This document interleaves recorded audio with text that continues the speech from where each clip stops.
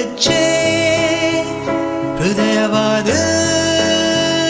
നാം തുറന്നേ പതിയെ നമ്മൾ തമ്മിലേതോ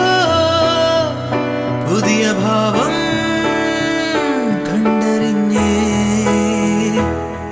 ഒരു കാണാനൂലിൽ ദൈവം കോർത്തു നമ്മെ എന്നും ഒന്നായി ഒന്നായി ചേർന്നിരിക്കാൻ ദൂരെ ആകാശത്തണലിൽ